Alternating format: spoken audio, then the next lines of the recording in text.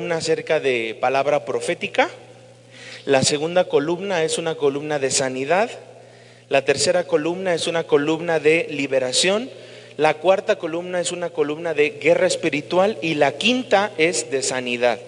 Entonces, a ver si se los aprendió. Palabra profética o profecía, dígalo, profecía. Fuerte, profecía, sanidad, liberación, guerra espiritual. ¿Y qué más? Oración, amén. Entonces, vamos a anotarlo para que ahí usted lo tenga. No sé si me puedas ayudar ahí, Albert, para anotarlos en la pantalla y que le tomen foto, que lo anoten. Las 5 columnas, ponle así 5 columnas de esta escuela profética, que es sanidad, liberación, guerra espiritual, profecía y oración. Estas 5 cosas son muy importantes. Vamos entonces allá a nuestro. Recuerde bien que a mí de alguna manera me agrada muchísimo la idea de poder dejar plasmado en una clase siempre un material, porque al final, si yo nada más vengo a leerle el manual, qué chiste sería que usted viniera a esta clase, ¿verdad? Qué chiste sería que yo le digo abra la página 3 y yo me pongo a leerle lo que usted ya tiene. ¿A eso viene? Pues no, ¿verdad? Viene a aprender. Entonces, esto lo comento porque muchas veces dicen, ay, es que casi no vimos nada del manual. No, pues el manual tú lo tienes todo el tiempo en tu casa, ahí lo puedes leer, apréndetelo, memorízatelo. Pero lo que hoy Dios nos da es eso, es algo que nosotros le vamos a agregar a nuestro manual. Sí, entonces no soy yo de los que estoy leyendo un manual porque pues sería un desperdicio de tiempo. En esta clase, en la segunda de nuestro manual, habla acerca de Deuteronomio del 18, capítulo 18, y vemos 2 versículos que dice 14 y 15, porque estas naciones que vas a heredar, agoreros, adivinos, oyen, mas a ti no te ha permitido esto Jehová tu Dios, profeta de en medio de ti, de tus hermanos como yo, te levantará Jehová tu Dios, a él oiréis. Toda persona llamada al ministerio, ya sea como pastor, evangelista, maestro, apóstol o profeta, debe tener características o rasgos evidenciales que comprueben dicho llamado en su vida. No todo el que se diga ser pastor es pastor, tiene que haber evidencia en su vida que demuestre su llamado. Así el profeta tiene que haber evidencia de que él es un profeta, Mateo 7:15, ¿sí? Porque uno puede decir, bueno, yo soy pastor, o yo soy apóstol, o yo soy profeta, lo que quieras, pero al final, ¿qué es lo que te respalda para decir yo soy pastor? ¿Sí? Porque en dado caso los que tenemos un ministerio que Dios nos ha dado, no el hombre, Dios nos ha dado este ministerio, hay un respaldo de Dios en nuestras vidas.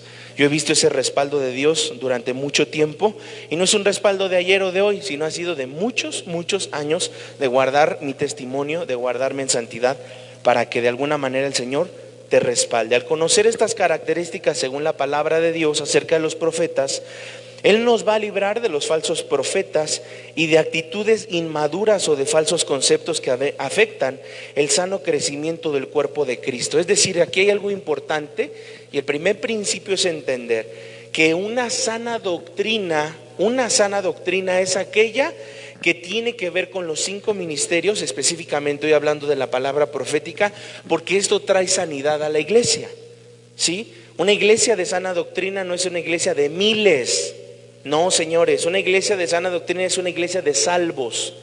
¿De qué sirve yo tener miles de personas, miles de cultos, si a lo mejor no hay salvos en la iglesia? Hay una presentación en el número 2 y dice características de un profeta según la Biblia. Hay algunas citas que esas usted las va a poder leer en casita, pero aquí vamos a empezar. Número 1, es un intercesor nato. ¿Ok? Dígalo conmigo, es un intercesor nato. De alguna manera, levante los que tienen manual, levante su mano los que tienen manual. No tenemos que estar poniendo respuesta, ya viene todo, porque si no nos distraemos en ¿qué respuesta dijo? ¿Cuál era la 3? ¿Cuál? No, eso ya no quiero yo que en cosas tan secundarias nos clavemos, no. Aquí el punto es que dice el primer punto es que es un intercesor. ¿Qué es un intercesor? Dice Lucas 11, la intercesión es la actitud que tiene una persona para orar por las necesidades de otros. ¿Por qué digo actitud? Porque yo puedo levantarme a orar y no orar por los demás. Eso es un intercesor nato, y dice que al profeta le apasiona la intercesión, no le causa el peso interceder. Y es una persona que tiene la facilidad de colocarse en el lugar de otros y pedir a favor de ellos. Ven Javier, y ven tú Agustín. Vengan los dos, por favor. Dice aquí, vamos a repetirle, usted tiene su manual, dice, es una persona que tiene la facilidad de ¿qué? Fuerte.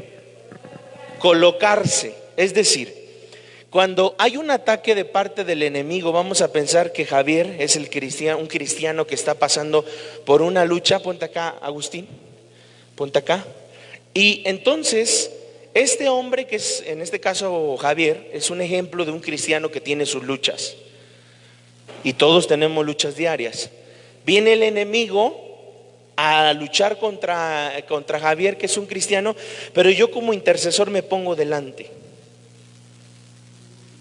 no atrás, porque atrás están los escuderos, pero adelante están los intercesores. ¿Atrás quiénes están? Los escuderos. ¿Quién es un escudero en la Biblia? Aarón y Hur, cuando dice que Moisés estaba cansado y levantaban sus manos, ¿para qué? Para que el pueblo ganara. Entonces los podríamos decirlo así, los escuderos están detrás levantando las manos, pero el intercesor se pone al tú por tú contra el enemigo. Gracias. Denle un aplauso, por favor. Entonces escuche, en cuanto le sea revelada la necesidad, el profeta es alguien que dispone su corazón para pedir a favor. Es el profeta, la persona específicamente que está verdaderamente en la guerra espiritual. Ahora vamos a ver algunos principios. Esto no viene en su manual, pero sí estaría bien que usted los pueda apuntar, y si no, vuelva a escuchar en Facebook Live. Esto está quedando grabado para que en casita diga: fue muy rápido el pastor y se me fueron algunos puntos, pero la vuelvo a escuchar. Amén. Dice, número 1, vamos a ver cuáles son estos principios de una verdadera guerra espiritual. Número 1, ningún hombre o ninguna mujer va a la guerra y regresa igual. ¿Quién ustedes han visto de esas películas americanas donde se enfrentan dos ejércitos y donde en algún momento, después de enfrentarse, usted se da cuenta que hay gente que queda con ciertos traumas para dormir? Sienten miedo, agitaciones, palpitaciones, se despiertan en la madrugada recordando algún ataque militar, etcétera. O sea, ¿quién va a la guerra y regresa igual después de una guerra? Nadie. Ese es el primer principio. Segundo principio, escuche bien, las guerras espirituales nos ayudan a hacer cambios en nuestra vida. ¿Por qué? Porque muchas veces decimos, yo estoy orando, yo estoy clamando, yo quiero interceder por alguna situación, pero eso me va a ayudar a hacer cambios radicales en mi vida. No solo hablando de mi vida espiritual, sino en general en mi vida. Dígalo conmigo, las guerras nos ayudan a hacer cambios en nuestras vidas. ¿Ok? ¿Por qué? Porque cuando una persona va a la guerra, una persona que está en la guerra valora la vida, valora la comida, valora el silencio, valora su cama, valora a su familia. ¿Qué más? Si alguien estuviera en guerra, ¿qué más valorarías? Tu familia. La compañía, ¿qué más? El dinero, porque en la guerra pues tú puedes traer dinero, pero ¿qué compras en medio de una guerra? Nada.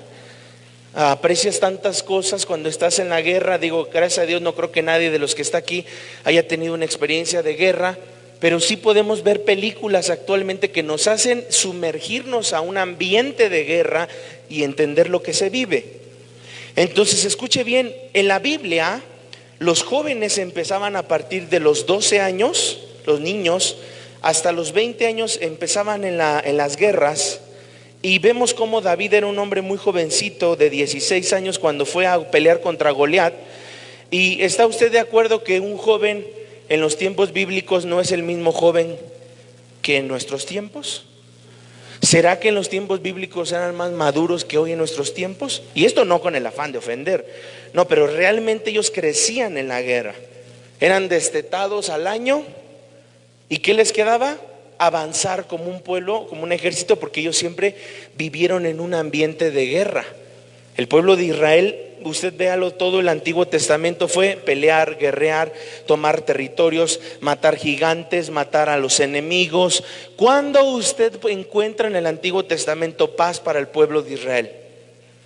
No hay, porque todo el Antiguo Testamento está lleno de guerras, de batallas, y el Nuevo Testamento, escuche bien, el Nuevo Testamento ya nos lleva a poder tomar en nuestra mente que es otro tipo de guerra. ¿Por qué? Porque vamos a ver aquí que una guerra, la guerra en los tiempos bíblicos comenzaba desde la adolescencia. Y que muchas veces quien iba a la guerra, decíamos, no desperdicia el silencio, no desperdicia sus fuerzas, no se clava en distracciones, valoraba a la familia, valoraba la tranquilidad, porque creo que alguien que pasa por guerra pues valora muchísimo la tranquilidad. Y vamos a Mateo 4:1, acuérdense mucho que nos ayuda Alberto con la pantalla para que usted esté ahí tomando fotos de las citas, para que usted pueda hacer de alguna manera anotaciones mucho más rápidas. Mateo 4:1, vamos a leer, dice: entonces Jesús fue llevado por el Espíritu al desierto para ser tentado por el diablo. Dice en pocas palabras que Jesús entró al desierto después de haber sido bautizado, para tener un momento de guerra espiritual. ¿Qué es una guerra espiritual? Dígalo conmigo: una pelea de palabras. Una pelea de palabras, eso es una guerra espiritual. Una guerra espiritual no es pararme y gritar y hablo mentiroso, yo te digo y te ato. Realmente una guerra espiritual es cuando vemos que nuestro cuerpo está enfermo y Dios dice que por sus heridas y sus llagas hemos sido curados. Así se aplica la guerra espiritual. El propósito entonces del desierto era tener, escuche bien, el propósito del desierto en nuestras vidas es tener que enfrentarnos con el enemigo. Por eso es que antes de que una persona sea bautizada en agua, tiene muchas luchas espirituales. Yo no sé si usted recuerda cuando se bautizó, pero algo pasó, y si no era una, era otra, y postergabas tu bautismo, etcétera. Porque sabemos que Jesús se acababa de bautizar. Aquí es importante, Jesús se acababa de bautizar. ¿Y qué representa el bautismo? Un remojón, la muerte al viejo hombre y el nacimiento al hombre. No puedo, escuche bien, no puedo ir a la guerra espiritual si no he morido al viejo hombre. Punto. Por eso Jesús bajó al Jordán, fue bautizado, porque el hecho de que Jesús escuchara de Juan el Bautista decir: no soy digno ni siquiera de desatarte las sandalias. Y Jesús, ¿qué le dijo? Tienes razón, quítate. Es cierto, Juan, tienes razón, tú eres cualquier cosa, un gusano a mi lado. ¿Por qué tendría Jesús que haberse permitido que se dejó bautizar por Juan el Bautista? Porque había muerto al yo. Porque había dejado en el Jordán, había sido bautizado, y cuando él fue bautizado recibió su primer encuentro con el Espíritu Santo. Y cuando alguien tiene un encuentro con el Espíritu Santo, es obvio que va a ser totalmente transformado. Ahora escuche bien, ¿cuándo Jesús bajó a las aguas? ¿En qué edad Jesús fue bautizado? A los 30 años, dígalo fuerte, a los 30 años. Este principio es un principio que te va a ayudar muchísimo, porque siempre que tú vas a entrar a una nueva década de tu vida, 9, 19, 29, 39, 49, 59, 69, estás a punto de entrar a los 20, a los 30, ahí habrá una gran guerra espiritual. Es más, yo te puedo decir, regrésate en tu vida cuando tú entraste una década y sí o no hubo una gran guerra espiritual. Cuando estabas en tus 20, en tus 30, en tus 40. Jesús, entrando a los 30 años, tuvo una gran guerra espiritual. Bajó al bautismo, pero se enfrentó a una guerra espiritual. Ahora, ¿quiénes de los que están aquí tienen 19, 29, 39, 49? A ver, ¿alguien? ¿Cuántos? ¿Cómo? 49, ¿alguien más? ¿Cómo? 28, ¿te falta? Uno, sí. 59. Sí, 59. Y es una lucha porque cuando Dios nos lleva a una nueva década, toda la vida cristiana, y aún el mundo se gobierna por décadas. La década de los 60, de los 70, de los 80, ¿se acuerda usted de la música?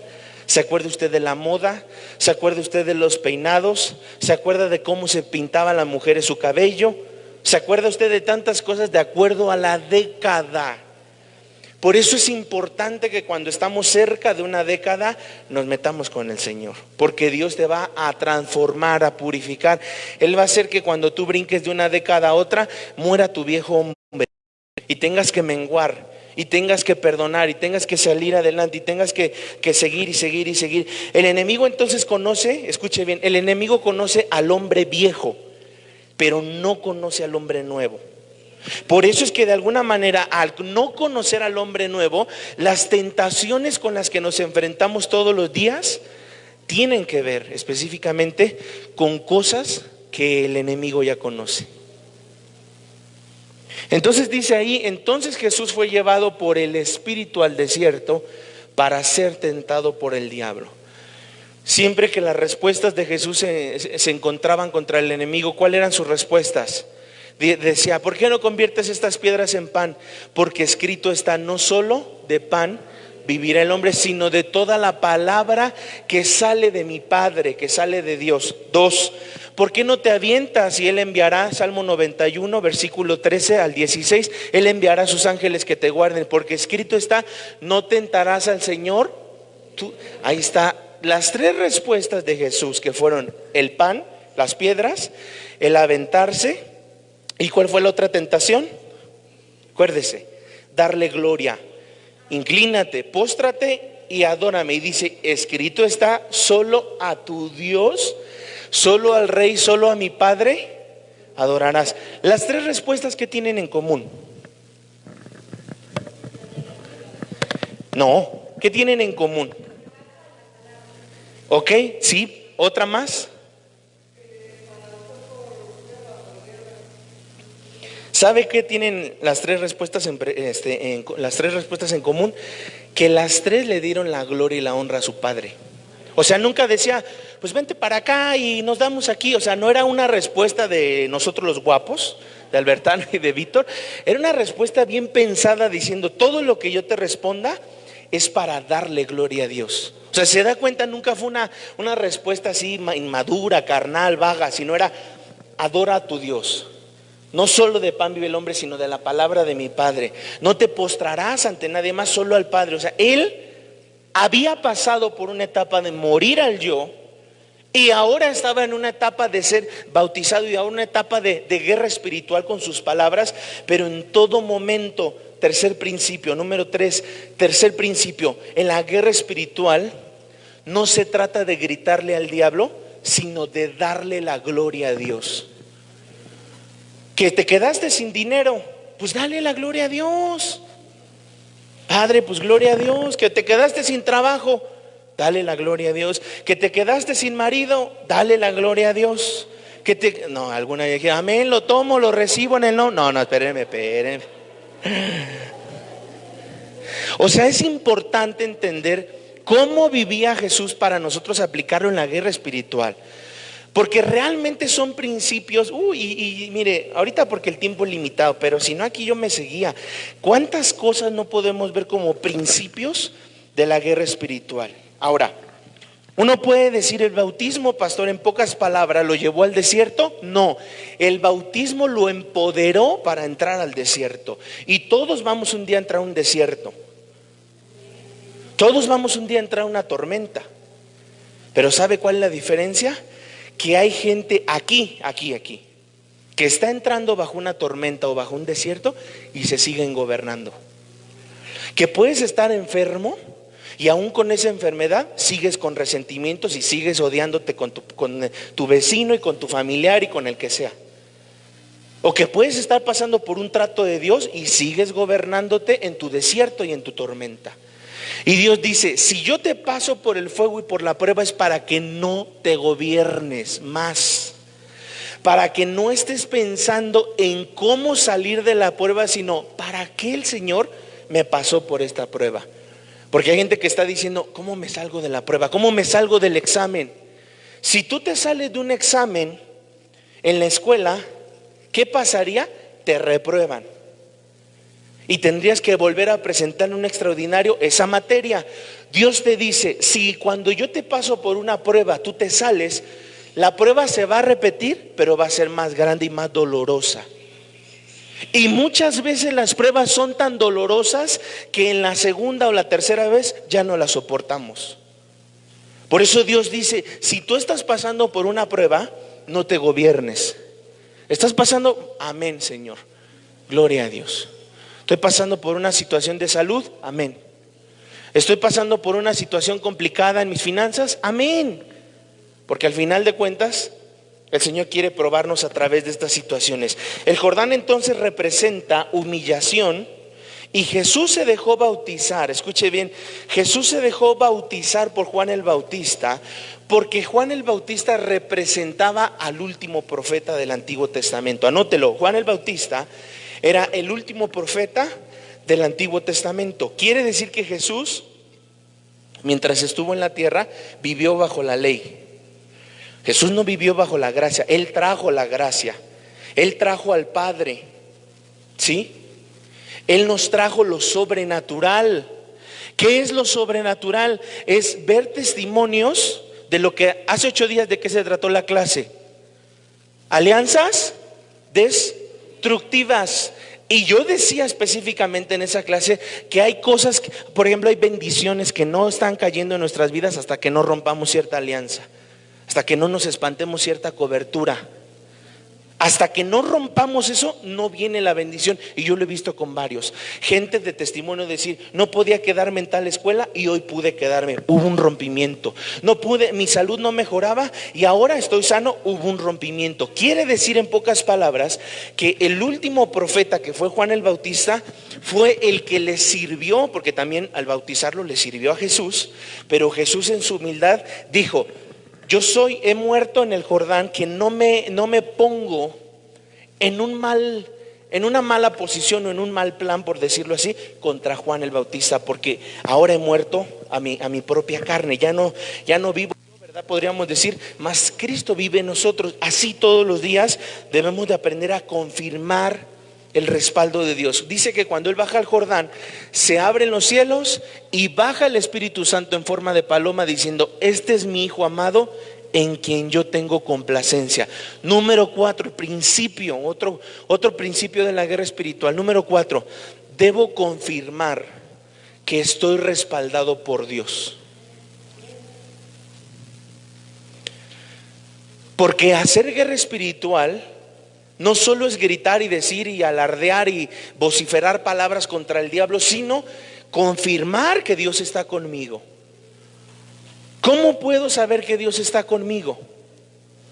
¿Cómo te darías cuenta que Dios está contigo? Cuando una persona está contigo, aparte de que tú sientes su presencia, su compañía, sabes que esa persona te da, o sea, cuando yo estoy con alguien, me uno a ese, somos uno mismo. ¿Cómo sé que yo tengo el respaldo de Dios? Porque soy uno mismo con Dios, porque pienso en las cosas de Dios, porque hablo las cosas de Dios, porque sí es cierto, todos los días va a haber situaciones que nos sacan la carne, situaciones que nos hacen probar en dónde estamos parados y situaciones que nos hacen saber si somos verdaderos cristianos, y me incluyo. No puedo decir que al final de cuentas todos estamos reaccionando ante una circunstancia complicada de la mejor manera. Todos estamos siendo probados para decir, ¿se está formando el carácter de Jesús? Ahora escuche, en el Antiguo Testamento no se le llamaba como tal guerra espiritual, porque las guerras en el Antiguo Testamento no eran espirituales, eran físicas. Anótelo, en el Antiguo Testamento las guerras no eran espirituales, eran físicas. Pero entendemos que solo David podía derrotar al gigante. No había más. Saúl no quiso, los hermanos no quisieron, Isaí no quiso, Samuel no quiso, solo David podía derrotar al gigante. porque había una unción específica en donde David operaba bajo ese espíritu libertador de decir: 40 días han oprimido al pueblo de Israel, yo no voy a dejar vivo este incircunciso. Y la Biblia dice que no solo lo mató, sino que además le cortó la cabeza, que eso es algo importante. Cuando tú vayas a sacar idolatría de algún familiar, de algún conocido, de algún compañero de trabajo, con el puro hecho de arrancarle la cabeza a las imágenes es más que suficiente. No necesitas hacer pan molido, ¿verdad? De todo el del niñito ahí, de yeso. Con la cabeza, arráncasela así y ya. Porque si se dan cuenta, todos esos monos por lo regular se parecen. Nada más lo que cambia es la cabeza. Un poco el vestimento, pero la cabeza. Tú arrancándole la cabeza, has destruido todo. Entonces vemos cómo específicamente lo que garantiza el ganar una batalla, una guerra espiritual, es cómo la comenzamos. La guerra espiritual no se gana en el camino, se gana en el comienzo. ¿Cómo yo comienzo a orar por un hijo que está en alcoholismo? Desde el principio. No cómo voy reaccionando, sino desde el principio. Yo estoy viendo situaciones en mis hijos que son anormales, compulsivas, irracionales. Yo empiezo a tomar autoridad y a reprender en mis hijos aquello que estoy viendo, que se mueve, que puede ser una maldición generacional del papá, de la mamá, que puede ser una contaminación de los amigos, que puede ser una puerta abierta, que puede ser incluso un ataque del adversario. Pero sabemos entonces que así como lo que garantiza ganar una batalla espiritual es el cómo comenzamos, también si no tenemos el respaldo de Dios, no huirán los enemigos. El espíritu gobierna todo, incluso la materia. Voy a darle entonces 4 indicadores, o 4, vamos a decirlo así, 4 indicadores de la guerra espiritual. Anótelo así: 4 indicadores de la guerra espiritual. Número 1, necesitamos tener un motivo para la guerra espiritual. Número 1, necesitamos tener un motivo para la guerra espiritual. Albert, ¿me puedes poner las 5 columnas que decíamos hace ratito? Sanidad, guerra, liberación, profecía y oración. Tener un motivo. Nadie se va a la guerra porque sí. O sea, usted se imagina que alguien diga: yo me quiero ir a la guerra pues porque me quiero pelear con alguien. O sea, sería de verdad así. Cuando la palabra de Dios dice: antes de que vayas a la guerra, primero calcula si tienes y si te va a alcanzar. Porque si te vas a la guerra sin que te alcance ni las armas, ni las fuerzas, ni la edad, o sea, realmente lo que nos dice Dios es: ¿cuál es el motivo para iniciar una guerra? Pregúntatelo ahora a ti. ¿Cuál es el motivo para yo iniciar una guerra espiritual? No voy a guerrear por guerrear. Es tu salud, un tumor, una cuestión económica, tus hijos, tu matrimonio, tu iglesia, porque espero que tú estés guerreando también por la iglesia, para que Dios nos siga levantando, Dios nos siga llevando a más, Dios nos lleve a un lugar más grande, porque entre más grande es este lugar, más personas van a llegar. Eso es guerrear, es estar teniendo un motivo. Número 2, en la guerra espiritual necesitamos preparación.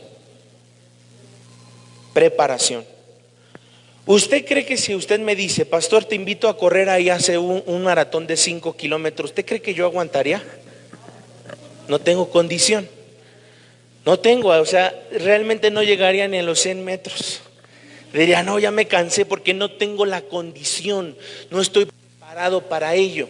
Podría decir: dame unos 6 meses, dame 8 meses para prepararme y puedo medio acompañarte, porque realmente es un estilo de vida, eso es algo que reconozco. Pero si yo no me preparo para la guerra espiritual, no voy a aguantar mucho tiempo en la guerra espiritual. Y la guerra espiritual, escuche bien, la guerra espiritual hay que saberla llevar en tiempos. Cuando tú oras por una plaga, chinches, cucarachas, ratas, hormigas, no lo inicias cuando tú quieras. La inicias cuando Dios te está diciendo que la inicies. ¿Y sabes dónde es? En la noche. Porque en la noche es cuando se mueven las plagas. Porque las plagas que llegaron a Faraón fueron de noche. Entonces, ¿tú quieres reprender una plaga? Levántate de noche. Tómale una foto a esa parte, por favor, porque yo quiero que tú sepas, bajo estas 5 columnas que vamos a estar, algunos dicen, pastor, ¿cuándo acaba la escuela profética? No, ni en tus sueños, hermanito, quién sabe. La verdad es que es muchísimo lo que nos falta, pero usted va a aprender, ¿verdad? No me esté carrereando, ay, ya pastor, ya acá. No, nos faltan, mire, a lo mejor años. Pero esas 5 cosas son las que van a purificar el motivo de una guerra espiritual. Ahí. Esas 5 cosas, si quieres tómale foto con tu celular, no hay problema. Pero yo quiero que tú sepas cómo purifico el motivo de mi guerra espiritual a través de esas 5 cosas. Es importante entender que aparte de tener un motivo necesito prepararme. ¿Por qué? Porque mi condición, escuche bien, mi condición me hará ganar o me hará perder la guerra. Por eso necesito prepararme. ¿Cómo usted se prepararía para la guerra espiritual? Deme un ejemplo. No, pero ese es a lo que vamos ahora, el equipamiento. No. Lectura, pero a ver, ¿cómo usted cree que se podría preparar para la guerra espiritual? No estoy hablando de equipamiento, porque ahorita que pasemos al número 3, que es equipamiento, pues sí nos vamos a poner la armadura, a leer la Biblia. ¿Cómo puedo prepararme? Escuche bien. La preparación tiene que ver con ordenar los tiempos y las cosas. Cuando usted prepara, por ejemplo, un bacalao, ¿quién de las mujeres sabe preparar un bacalao? Ok, bueno, vamos a hacer un poquito, algo un poco más fácil, para que todos levanten la mano. ¿Quién sabe preparar unos huevos a la mexicana? No sé, a ver, ayúdenme, algo que sean las mujeres, que sea típico. ¿Un chile en nogada, todas saben? A ver, ayúdenme. Chilaquiles, chilaquiles. Tú te pones en la mesa y entonces vas corriendo y acá, ya se me olvidó, y corres para acá. O todo lo preparas, lo pones sobre tu cocina. Eso es prepararte, ordenar los ingredientes para que a la hora de la hora ya sepan nada más cómo hervir los tomates, ponerle ajo, cebolla, sal, y luego cortar con las tijeras las tortillas, freírlas en el aceite. Y si todavía pues se te antoja un huevito estrellado, ya tienes el huevo, el aceite. O sea, eso es prepararnos. Yo no le estaba diciendo orar, no, prepararte es tener los ingredientes bien acomodados para que a la hora de la guerra sepamos hacia dónde vamos. Ahora sí, número 3, equipamiento. Equipamiento. Ahora sí los escucho. Díganme cómo nos equipamos. Ayuno, oración, santidad, por supuesto. Sé que no es un punto que quisiéramos decir, pero es la santidad. Porque por eso muchas ovejas siguen descabezadas, buscando liberación. Porque saben que la liberación no cualquiera la lleva. Para hacer liberación tienes que estar en santidad. Tienes que tener un respaldo. Mire, de mí hablarán muchas cosas, pero una cosa que no pueden negar es que Dios está conmigo. Que digan lo que sea, pero no pueden negar que Dios está conmigo. Y no pueden negar que para liberar necesitamos amar a la gente, porque yo no libero. Díganme aquí, y los reto. Levante la mano a quien le he cobrado una administración, una consejería, una liberación. A nadie. Porque yo amo a que la gente sea libre. Yo amo cuando una persona sonríe, se siente libre, levanta sus manos y dice: gracias Dios, porque ahora puedo dormir, porque ahora soy libre, porque ahora soy feliz. Bajo este principio entendemos que la liberación es un equipamiento, y si es la Biblia, la oración, la guerra espiritual. Pero aquí hay algo importante, que es el número 4 y el último: la identidad. Identidad. La identidad tiene 3 cosas adentro, que es uniformidad. O sea, uniformidad significa estar unánimes en la guerra espiritual.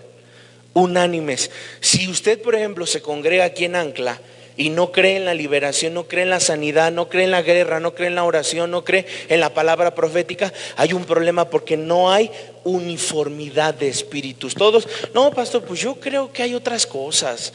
A mí me gustaría que usted se la pasara hablando de la semana 70, de los 7 jinetes, las siete trompetas, las suegras con 12 cabezas, el gran dragón. O sea, realmente si usted viniera aquí y me dijera: yo quiero que usted hable solo de esto, entonces no tendríamos una uniformidad. Pero cuando yo entiendo que es una uniformidad, que es estar todos en un mismo espíritu, que vamos hacia sanidad, porque la sanidad no solo es física, también puede ser emocional, social o espiritual, física, como usted lo quiera ver. Pero cuando yo entiendo que en esta parte de identidad es uniformidad, número 2 es quién soy. La guerra espiritual, escuche bien, tiene un solo principio, es saber quién soy en Dios y quién es Dios en mí. Esa es la base de todo. ¿Quién soy yo en Dios y quién es Dios en mí? Primero, ¿quién soy yo? Un hijo de Dios, linaje escogido, real sacerdocio. Eso soy en Dios. Usted no me diga, pastor, es que yo no valgo, yo no. Usted es un hijo de Dios. Usted es un santo de Dios. Y número 3, ¿contra quién voy? Tu lucha no es contra el ser humano, es contra el espíritu, principados, potestades, huestes, gobernadores. Efesios 6, 10 al 20. Eso es contra lo que vamos. ¿Contra quién voy? Nuestra lucha no es contra sangre ni carne, sino, y empieza a decir, o sea, mi lucha es una lucha espiritual. No es, tu lucha no es contra tú le dices, mis hijos son rebeldes y yo me estoy peleando contra mis hijos. No, es contra ese espíritu en ellos que los tiene controlados. Ahora escuche bien, bajo estos 4 principios, que es tener un motivo, prepararnos, equiparnos y tener identidad, vamos a hacernos 4 preguntas siempre antes de entrar a una guerra espiritual. Y la primera es, ¿contra quién estoy guerreando? ¿Contra quién estoy guerreando? Número 2, ¿para qué estoy guerreando? Porque muchas veces cuando algo no es físico, cuando algo no es gástrico, cuando algo no es óseo, cuando algo no es del sistema nervioso central, cuando algo no es del páncreas, cuando algo no es de los riñones, entonces es espiritual. A veces nos hacemos estudios médicos y decimos, ya me hice muchos estudios y he gastado de dinero, y los médicos me dicen, estoy bien. Pues sí, porque tu problema no es un problema físico, es espiritual. Si yo logro entender esto, voy a dejar de tirar mi dinero, porque entonces entiendo contra quién, para qué, cuándo y dónde. Anótelo. ¿Contra quién, para qué, cuándo y dónde? ¿Realmente será que la vida cristiana es todo el tiempo estar guerreando? ¿O guerrear en donde sea? Por supuesto que Dios nos lleva a entender estos principios, y estos principios son irrefutables. Los soldados no deben de orar por orar, sino deben entender que el general les dice por qué pelear. Es como un soldado, si se fuera a la guerra, ¿usted cree que el soldado dice, no, pues a mí me están como dando ganas, pues ahorita de agarrarme contra ese soldado? No, ellos están esperando una indicación de su general, de su comandante, contra qué pelear. Lo mismo pasa, tu pastor es el que te debe de indicar qué es lo que se está moviendo. Mire, ¿cómo sé por qué guerrear? Cuando tú escuchas que el pastor predica ciertas cosas, son cosas que el Señor tiene que abrir tu entendimiento para que tú entiendas, ya entendí por qué tengo que guerrear. Ya entendí que si el pastor estuvo hablando de ataduras espirituales, opresiones, bla, bla, voy a saber por qué orar, por qué guerrear. Y la condición, incluso mi condición o la condición en este caso de un soldado, de un guerrero, puede retrasar la guerra. Y si la guerra se retrasa, pues imagínese, muchísimo más la victoria se va a retrasar. Yo quiero que brinquemos aquí a 2 citas bíblicas, porque esta clase está buenísima, pero es muy larga. Y la primera de ellas es Mateo 10:34. Por ejemplo, mire, cuando hablo de condición, si hubiera una guerra y nos llevamos a un cojo que no puede caminar, cuando empiece el enemigo a atacarnos, nos vamos a tener que regresar a cargar al cojo, y ahí expongo mi vida y la de mis compañeros para que nos maten. La condición tiene que llevarnos a entender si estoy listo para la guerra o no, porque ahorita lo vamos a ver. Por ejemplo, la Biblia habla acerca de Mefiboset. ¿Se acuerdan quién era Mefiboset? Mefiboset era un hombre que de alguna manera quedó bajo la gracia. David lo cuidó, David lo apapachó por el amor que le tenía a Jonatán y el aún respeto que le tenía a Saúl. Pero este hombre necesitaba un cuidado. ¿Para qué guerreo espiritualmente? Porque hay uno de los miembros de mi familia que necesitan un cuidado como Mefiboset. Todos nuestros hijos no podemos echarlo a la misma canasta de huevos y decir todos son iguales. Hay unos que necesitan guerra espiritual, porque mire, todos nuestros hijos Dios los cuece, los va cociendo a diferentes. Uno los fríe, otro los pone en baño María, otro los pone, o sea, el Señor sabe cómo tratar con cada uno de nosotros. A uno nos habla con revelación, a otros con inspiración, a otros con iluminación, a otros con trituración, pero amén, el Señor siempre habla, ¿verdad? Entonces, la guerra es dejarlo todo, escuche bien, la guerra es dejarlo todo para pelear por algo mayor. Dice, Mateo 10:34, no penséis que he venido a traer paz a la tierra. No he venido para traer paz, sino, no he venido a traer paz. He venido a separar el trigo de la cizaña. No he venido a traer paz.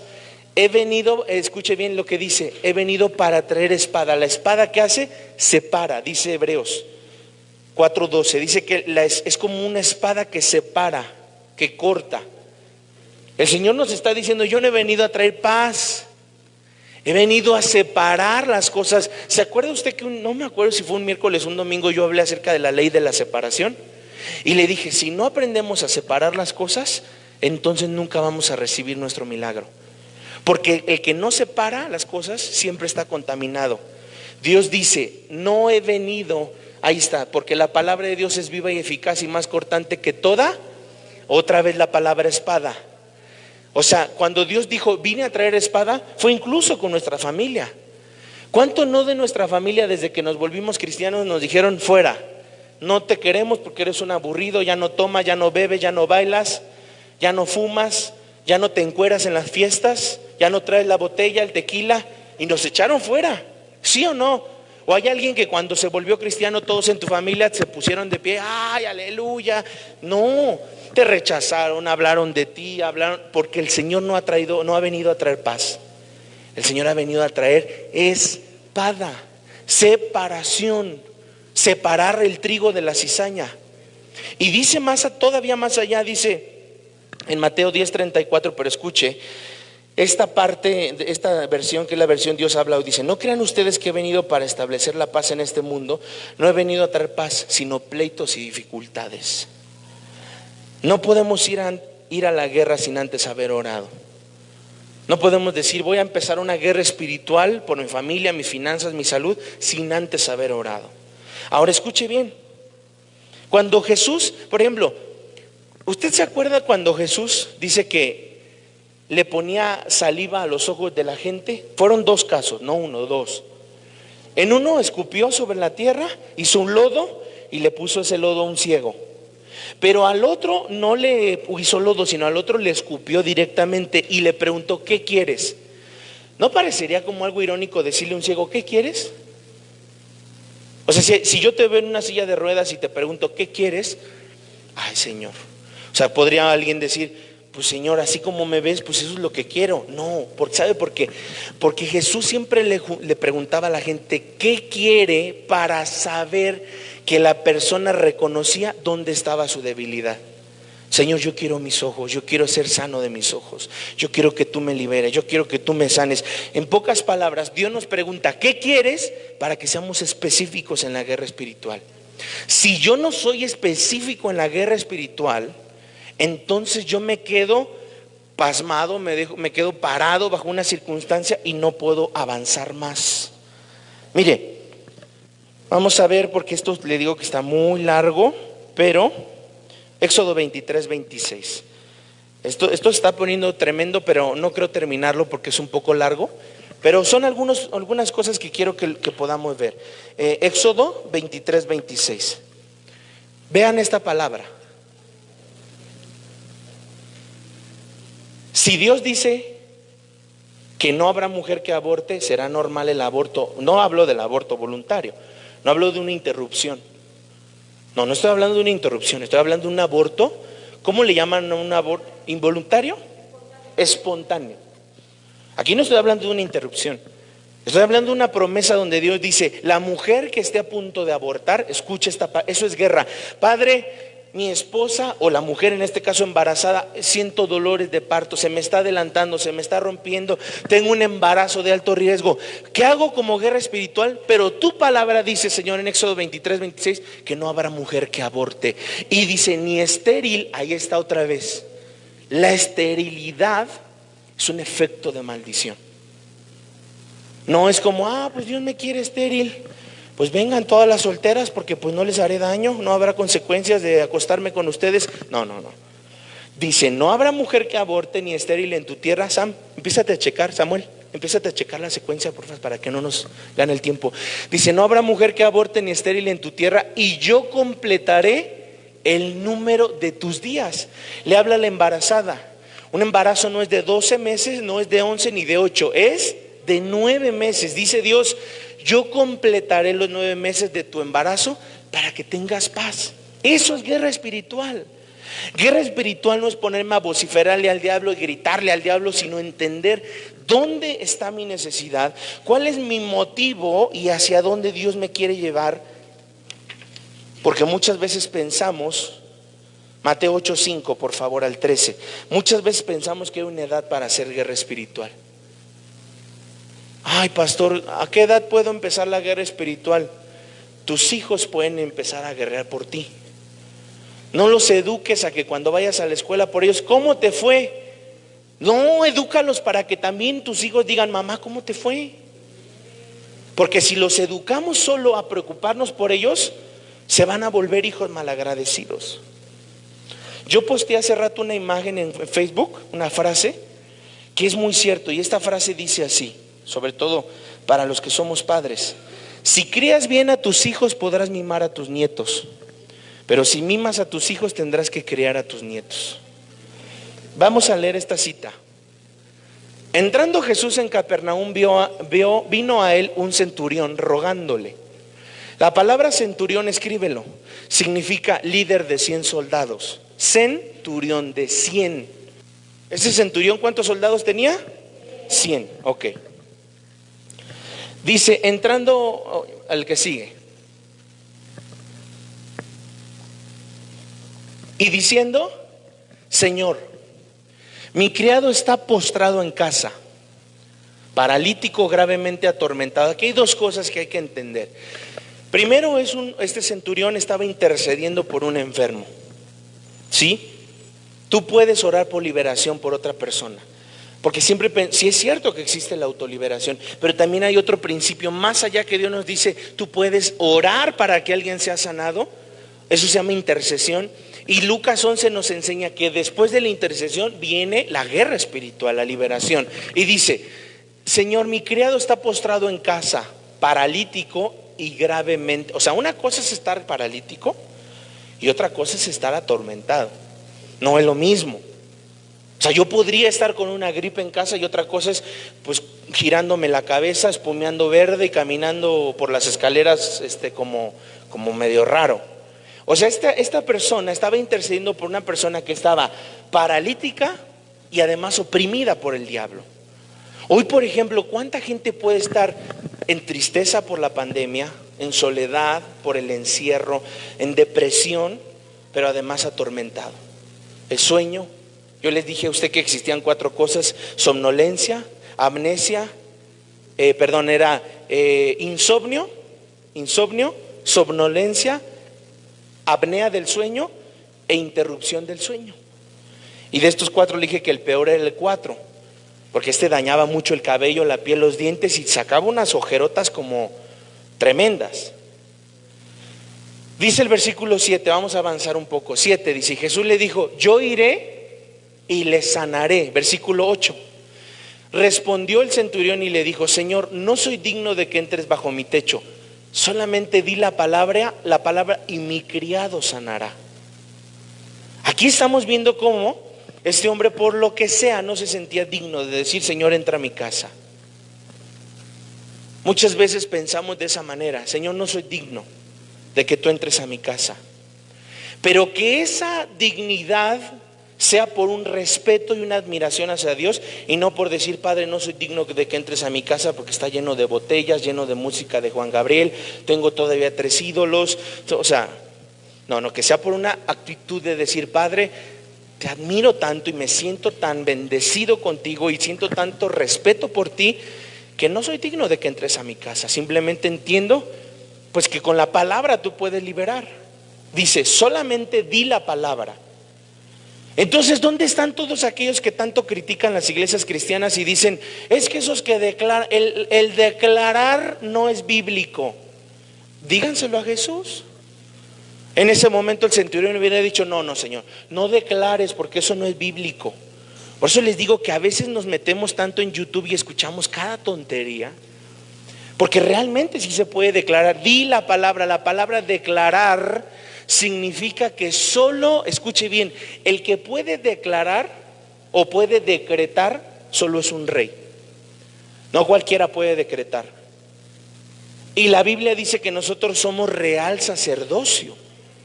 Por lo tanto, yo puedo decretar o declarar sanidad.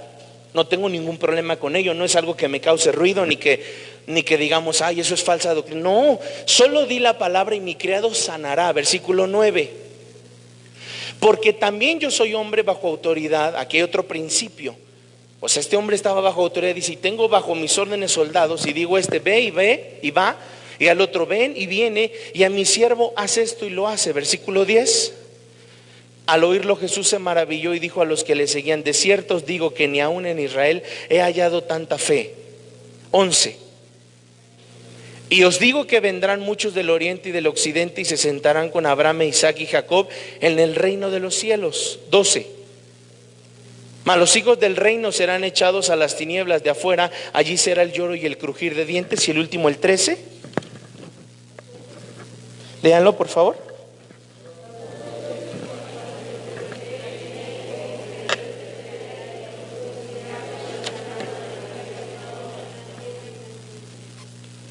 Entonces Jesús le dijo al centurión: ve y como creíste ¿Ya vieron dónde está la clave para una sanidad o un milagro?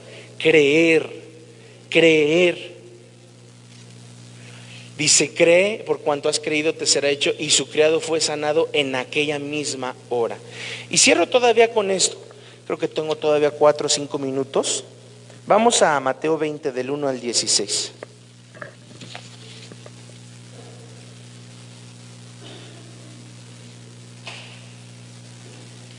Son 2 citas. Primero Mateo 14, 24 y 25.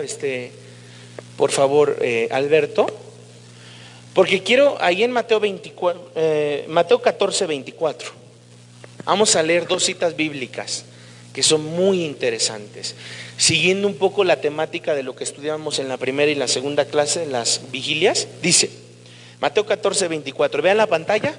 Dice: y ya la barca estaba en medio del mar, azotada por las olas, porque el viento era contrario. ¿Qué representa el mar en la Biblia?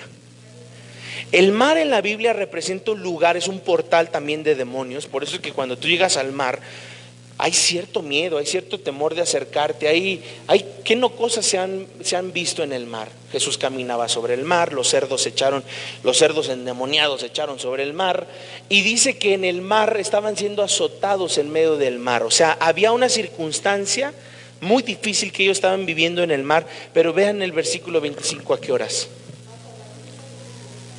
Mas a la 4ª vigilia de la noche, o sea, ¿cuál era la 4ª? Dijimos, de 3 a 6, Jesús vino a ellos andando sobre el mar. Y que, bueno, ya no sigamos, pero usted conoce esta historia. Los dejó ahogarse.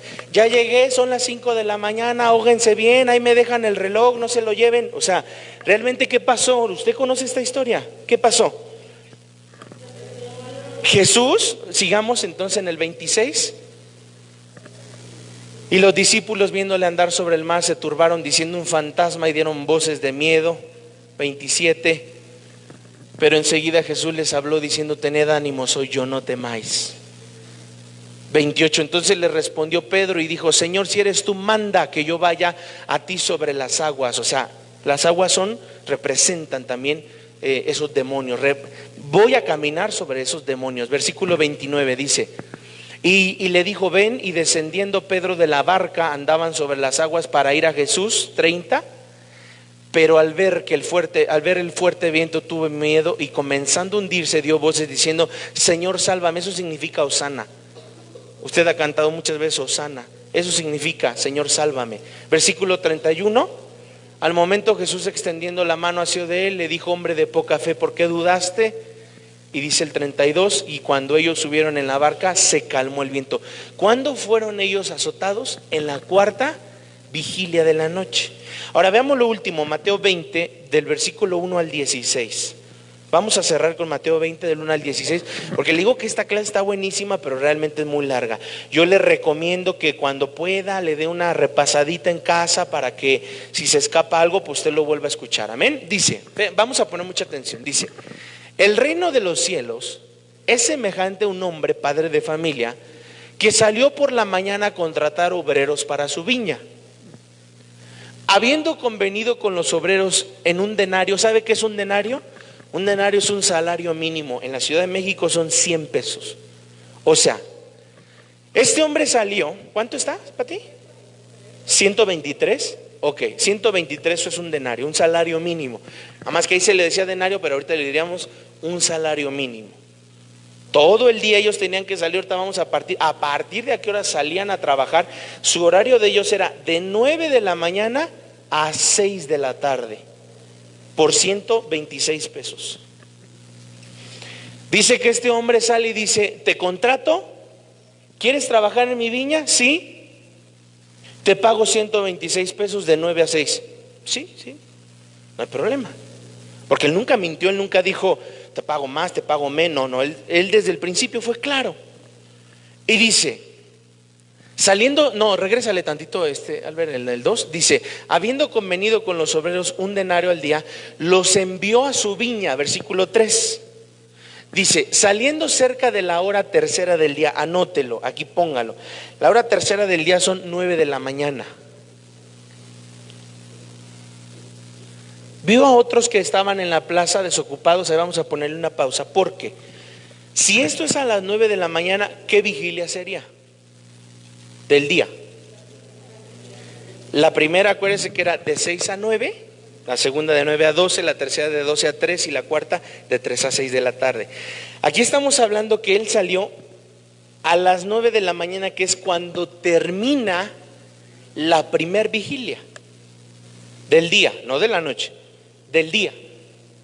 Entonces dice que, en pocas palabras, cuando comienzan los trabajos en la viña, usted ha escuchado una frase que dice: yo le voy a entregar al Señor cuentas de mi viña. Yo tengo que arar mi viña, yo tengo que trabajar mi viña. ¿Usted ha escuchado eso? Es una expresión. Cuando tú tienes algo en tu responsabilidad y dices: yo tengo que cuidar la viña que Dios me dio. Este hombre salió a convocar a los trabajadores al término de la primera vigilia, y dice el versículo 4, vamos ahí a avanzar, y dice el 4: y les dijo: id también vosotros a mi viña y os daré lo que sea justo. Y ellos fueron. 5. Salió otra vez cerca de la hora sexta y novena. Ahí póngale exactamente 12. La hora sexta son 12 del día y la hora novena son 3 de la tarde.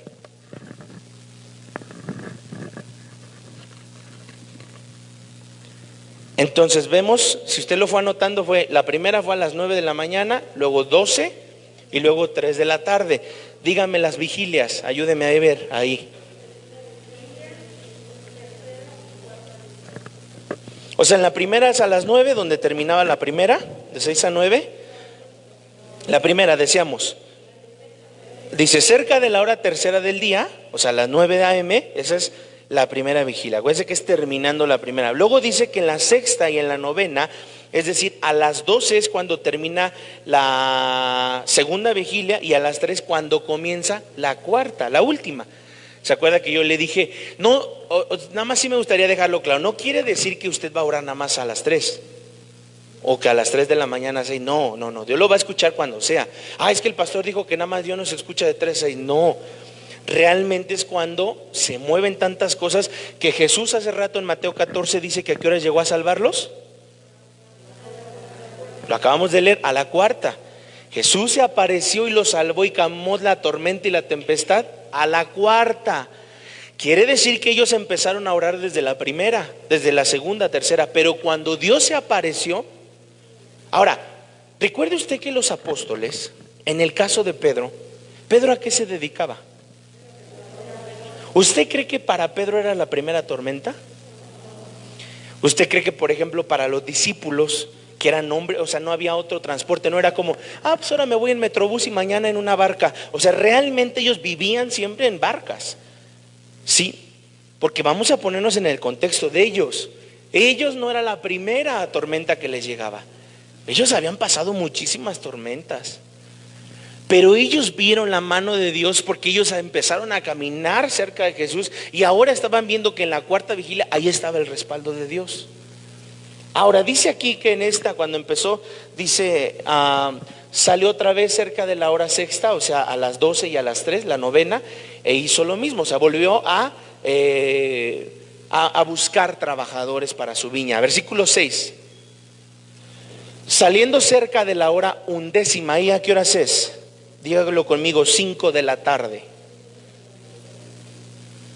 ¿Cuánto falta para que se cerrara la última vigilia? 1 hora. Es decir, el que empezó a las 9 de la mañana le pagaron 126 pesos y a estos que contrató a las 5 les pagó 125 pesos también. No pareciera justo, pero esa es la enseñanza de esta parábola. Para muchos pueden decir, ay no, pero ¿por qué? ¿Por qué mi vecino alcanzó salvación en último momento? Pues porque Dios así lo quiso. ¿Por qué mi esposo, que siempre fue tan malvado conmigo, alcanzó al último salvación y entró al cielo? Porque Dios así es bueno. No puedo yo estar pensando, a ver a qué hora, a ver a qué hora se pierde el vecino, a ver a qué hora se va al infierno. No, es Dios en su amor, estamos para que la gente conozca de Cristo. Para que usted, de acuerdo a la gente, por ejemplo, hoy vemos cuánta gente está siendo azotada, en depresión, cuánta gente se está suicidando. No sé si vieron, por ejemplo, ese que estaba en Garibaldi, se suicidó, dentista, un hombre sano, deportista, joven, pero pudo más el demonio bajo ese espíritu de suicidio que lo llevó a matarse. Vean cómo el diablo está en estos tiempos. ¿Y qué tenemos que hacer? Predicar. Predíquele a la gente que está a punto del suicidio. Te invito a la iglesia, Dios tiene un propósito, acepta al Señor, aunque no diga amén. Dice, y saliendo cerca de la hora 11, o sea 5 de la tarde, halló a otros que estaban desocupados y les dijo, ¿por qué estáis aquí todo el día desocupados? Pues sí, primero los regañó y después los contrató. Versículo 7. Y le dijeron, porque nadie nos ha contratado. Él les dijo, id también vosotros a la viña y recibid lo que sea justo. 8.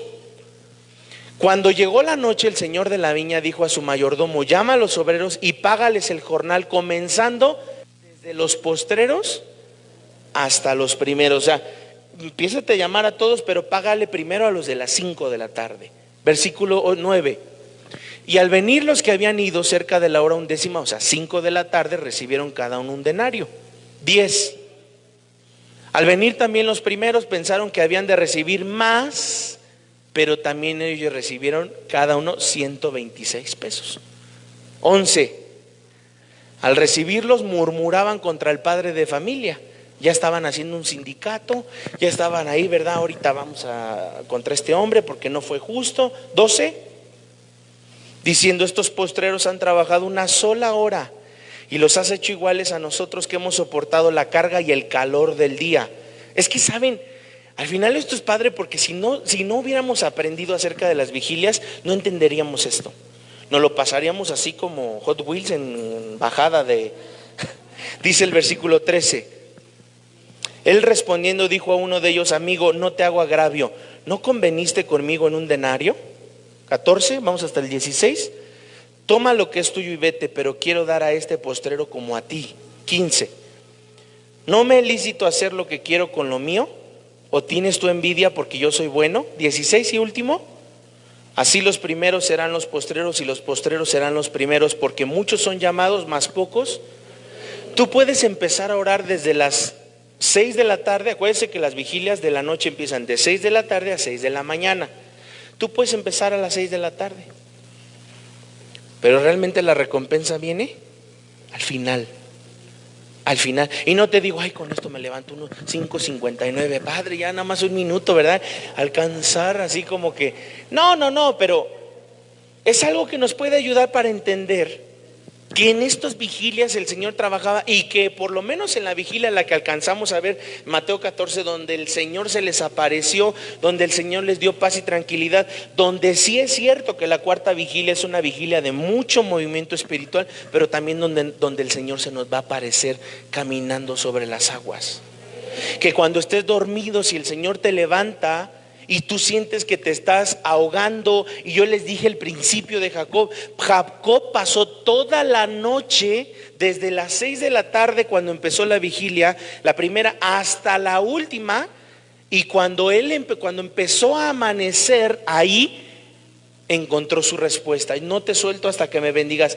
Él se pasó de 6 de la tarde a casi 6 de la mañana, y digo casi porque él alcanzó su mayor milagro. Y se levantó a las 6 de la mañana diciendo, no te suelto hasta que me bendigas, y lo bendijo Dios. Por eso él se levantó golpeado y lastimado y cansado. Porque ahora sabrás por qué te levantas así como si te hubiera pasado un rodillo, así como masa de pizza te agarraron y te levantas. Ay, porque esa noche, esa lucha espiritual que viviste, fue una noche tan especial donde tú no sabes, escucha, tú no sabes, porque realmente así es la fe. Tú no sabes si al levantarte tan cansado y dices, ay, un día más, un día cansado, pero a lo mejor esa noche peleaste contra el ángel de Jehová y recibiste tu milagro. Y dices, ya me levanté como Jacob, todo desconyuntado de la cadera, pero ponte positivo. A ver, bueno, Señor, me levanté cansado, es porque hoy yo veré un milagro. Entonces, cuando te levantes cansado, molido, significa que ese día Dios te va a dejar ver un milagro de parte de Dios. Vamos a cerrar nuestros ojos. Y dice él al final, muchos son los llamados y pocos son los escogidos. Hago un llamado a los salmistas para que pasen acá, vénganse, vamos a preparar todo para el Señor. Ponte esa palabra en tu corazón, dile, Señor, gracias,